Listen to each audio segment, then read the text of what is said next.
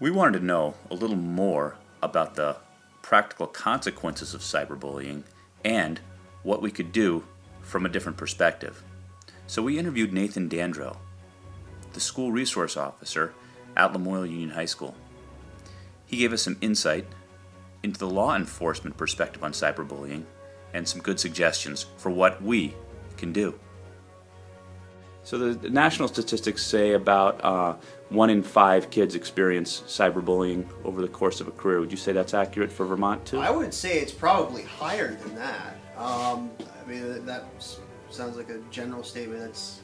I don't know where they're getting that information, but I would say it's definitely higher than that to some degree. Yeah. Yeah, the highest number I think we've seen is about 43%. It's between 4 and 43, depending on what study you look at. Yeah, it's hard. I'd say it's probably a little closer to being accurate. 43%. Wow. I would say it's closer. Interesting. Officer Dandreau, we had a student who, in an interview, mentioned that she knew of some cyberbullying that was taking place, but the bullies were using an alias. Okay. They were referring to another student, not using that person's name, but using a nickname that sort of everybody knew who that person was. Okay. And they said they reported it to some people, but they were told kind of really there was not a whole lot that can happen. Right. Well, over the years, it was kind of a really difficult thing to investigate at first because law enforcement really didn't know how to approach it. It was also an educational thing. I think a lot more of our law enforcement knows how to handle those issues better now. So, Officer Dandreau, if kids or teachers think that there might be some cyberbullying going on, what would you recommend they do?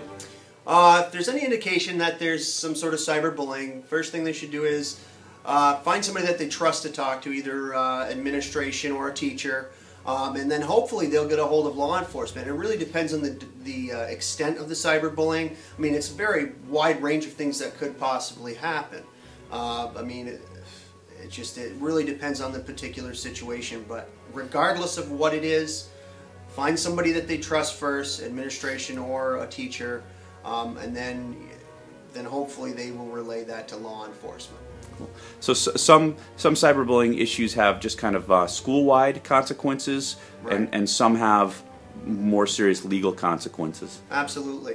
What we're looking at here is the way that we've had it set up around here is if we've got an issue where someone might be doing some name calling or a little bit of minor harassment, we warn them first. Let them know what they could be in violation of, because we have to articulate that this is happening over and over again.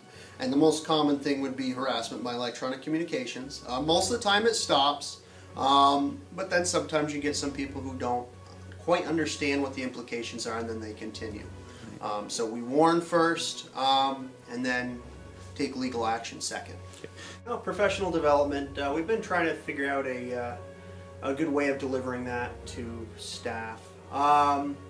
I know that everybody's done a little bit of it as far as what to do during cyberbullying, but I guess the main focus on this is at this point in time is before we actually develop a real good curriculum for everyone to follow is make sure that if you do run into cyberbullying that you have them reported to staff, make sure that everyone reports it to the administration, and then hopefully they end up reporting it to the authorities.